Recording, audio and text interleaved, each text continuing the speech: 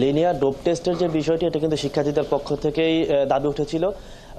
জাকসুর যখন খসড়া যে নীতিমালা ছিল, নীতিমালাতে কিন্তু ডোপ টেস্ট সব প্রার্থীর জন্য বাধ্যতামূলক করা ছিল। পরবর্তীতে সেখানে কোনো শিক্ষার্থীদের বা প্রার্থী যারা ছিলেন তাদের পক্ষ থেকে কোনো প্রকার দাবি না জানানোর কারণে পরবর্তীতে নির্বাচন কমিশন সেটাকে শুধুমাত্র অভিযোগের প্রেক্ষিতে যদি কোনো প্রার্থী কারো বিরুদ্ধে অভিযোগ করে, সেক্ষেত্রে শুধুমাত্র তার ডোপ টেস্ট করার সিদ্ধান্ত নেয়।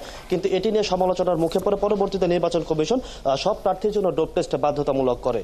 কারণ শিক্ষার্থী এবং প্রার্থী যারা আছেন, ভোটার যারা আছে, তাদের একটাই দাবি যে কোনো মাদকাসক্ত যাতে এই যে নির্বাচনে অংশগ্রহণ করতে না পারে এবং সে যাতে এখানে জয়ী হতে না পারে। যদি সে জয়ী হয়, সেক্ষেত্রে মাদকাসক্ত একটা মানুষ আসলে কতটা ভালোভাবে একটা বিশ্ববিদ্যালয়ের নীতি নির্ধারণের পর্যায়ে কাজ করতে পারবে।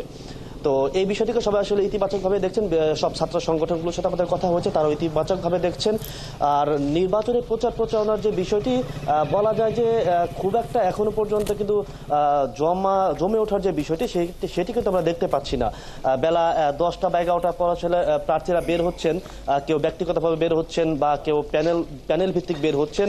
তারা দুপুর পর্যন্ত প্রচারণা চালাচ্ছেন, তারপর আবার হল ভিত্তিক রাতে প্রচার চালাচ্ছেন।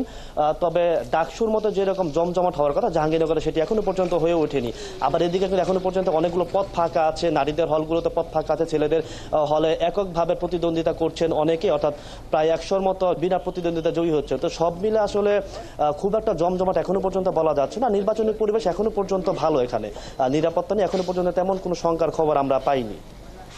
আর রায়ানমিন আমিন, অনেক ধন্যবাদ আপনাকে। দর্শক, জাহাঙ্গীরনগর বিশ্ববিদ্যালয় থেকে আমাদের সাথে যুক্ত ছিলেন সহকর্মী রায়ানমিন আমিন, তিনি জানাচ্ছিলেন বিস্তারিত।